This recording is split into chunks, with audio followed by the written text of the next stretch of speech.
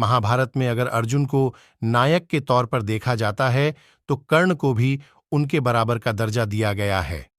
जिस तरह महाभारत में अर्जुन की वीर गाथाएं लिखी गई हैं, उसी तरह कर्ण की भी एक से बढ़कर एक गाथाएं देखने को मिल जाती हैं, लेकिन कर्ण को विडंबनाओं से रचे इस चरित्र को इतिहास में वह जगह नहीं मिली जो उसके समकक्ष अन्य चरित्रों को मिली। सूर्यपुत्र होकर भी ताउम्र कर्ण सूतपुत्र कहलाए। महापराक्रमी और महादानी होते हुए भी अधर्म का साथ देने का कलंक लेकर जिया और मरा, जिसे सत्कार की जगह दुत्कार और प्रेम की जगह अपमान मिला। लेकिन कर्ण का जीवन इतना भर नहीं था। इस वीर और धनुर्धारी कर्ण में एक प्रेमी भी था, जिसकी प्रेम कहानियां उसके पराक्रम की छाया में दबी रह गईं। कर्ण ने प्रेम नहीं किया था, बल्कि सुंदरियों से अपने अपमान का बदला भी लिया था। यह बदला कभी द्रौपदी से लिया तो कभी अंसावरी से। द्रौपदी ने कर्ण को नहीं चुना था तो अंसावरी को कर्ण ने ठुकरा दिया था। सूर्यपुत्र को प्यार हुआ था दासी पद्मावती से, जो बाद में उनकी पत्नी बनी। लेकिन कम ही जिक्र मिलता है कि कर्ण की एक और पत्नी थी, जिसे वृषाली या वरुशाली के नाम से जाना जाता है। कर्ण का पहला विवाह वरुशाली के साथ ही हुआ था। वरु दुर्योधन के सारथी सत्यसेन की कन्या थीं। कर्ण की मृत्यु के बाद वरुशाली उनकी चिता पर सती हुई थीं। एक कहानी कर्ण की दूसरी पत्नी सुप्रिया के बारे में भी मिलती है।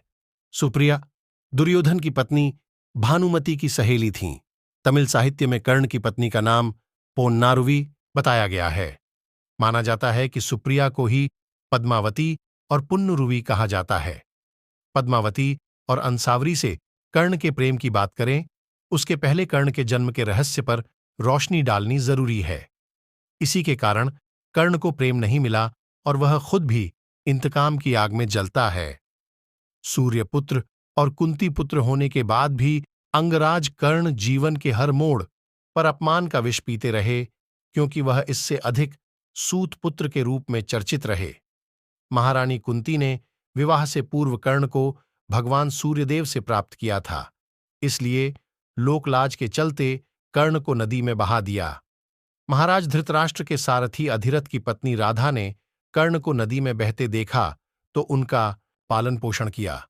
मां के नाम से ही उन्होंने नाम चुना राधेय, लेकिन लोगों ने उन्हें कहा सूतपुत्र कर्ण की प्रेम कहानी में सबसे अधिक चर्चा द्रौपदी से प्रेम की होती है।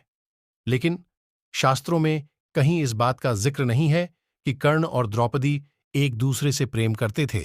कर्ण महाकाव्य का अंतरलोक लिखने वाली कश्मीरा सिंह कहती हैं, जब द्रौपदी का स्वयंवर रचा गया तब अन्य राजाओं की तरह अंगराज कर्ण भी वहां पहुंचे। उसकी वीरता के बारे में सुनकर द्रौपदी उसकी तरफ आकर्षित जरूर हुईं, लेकिन कृष्ण को इसका पता चल गया। श्री कृष्ण के कहने पर धृष्टद्युम्न ने कर्ण को सुतपुत्र कहते हुए स्वयंवर में भाग लेने से मना कर दिया।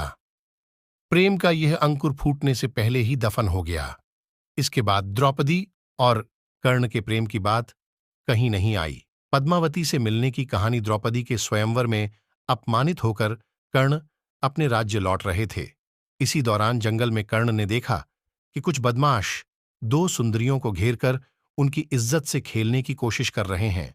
इनमें से एक राजा चित्रवत की पुत्री अंसावरी तो दूसरी उनकी दासी धूमसेन की पुत्री पद्मावती। दुराचारियों ने राजकुमारी अंसावरी पर हमला किया तो पद्मावती सामने खड़ी हो गई। तभी कर्ण पहुंचे और अपने बाणों से दुराचारियों को मार भगाया, परंतु इसी बीच एक दुष्ट ने कर्ण के सिर पर वार कर दिया और वह मूर्छित हो गए। राजकुमारी अंसावरी भी बेहोश हुईं।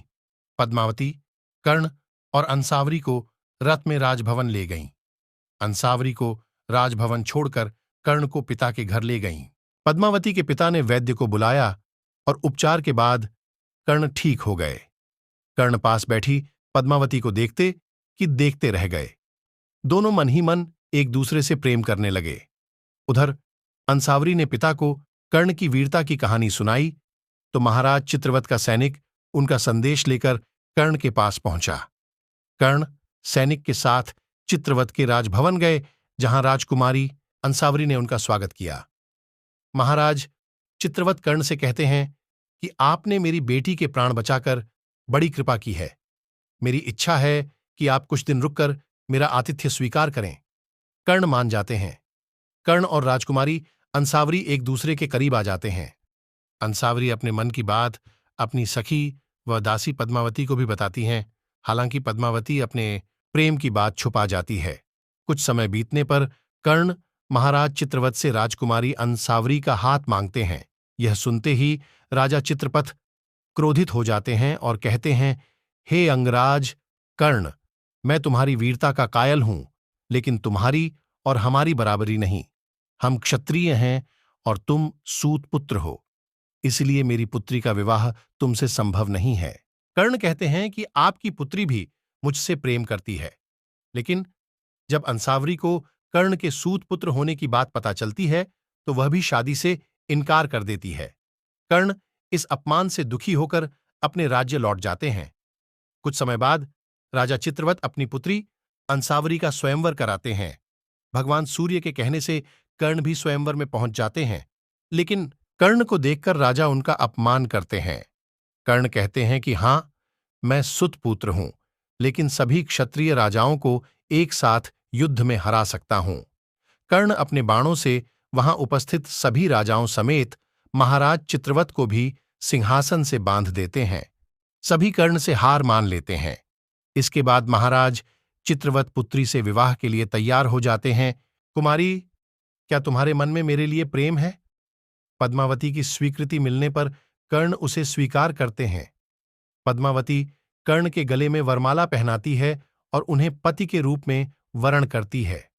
इस तरह कर्ण अंसावरी से अपमान का बदला लेते हुए उनकी दासी पद्मावती से विवाह कर लेते हैं।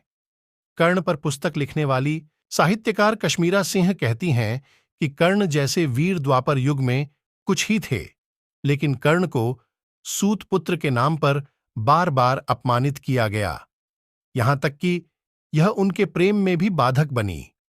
कर्ण के साथ न तब न्याय हुआ, न बाद में साहित्यकारों ने ही न्याय किया।